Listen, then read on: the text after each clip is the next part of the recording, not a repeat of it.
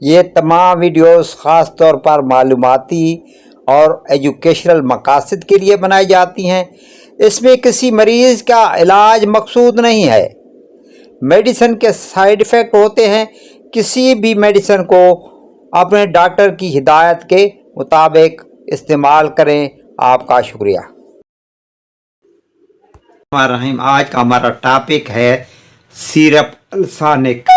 इसमें जो इंग्रेडिएंट शामिल है उसे सुक्राल्फेट कहते हैं।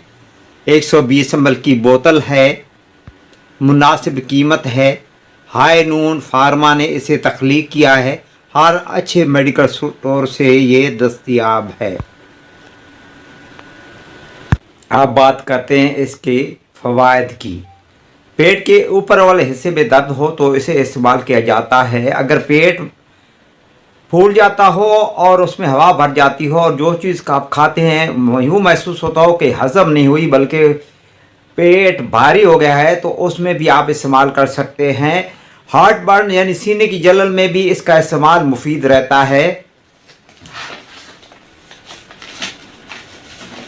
जड़ में इसका इस्तेमाल मुफीद रहता है। जड़ से मुराद ऐसी कंडीशन होती है कि जब आप खुराक खाते हैं तो ऐसे खुराक ऊपर की तरफ नाली में खुराक की नाली यानी एसोफेगस में आ जाती है और जलन शुरू हो जाती है। तो इस कंडीशन को दूर करने के लिए भी अल्सानिक का इस्तेमाल किया जाता है।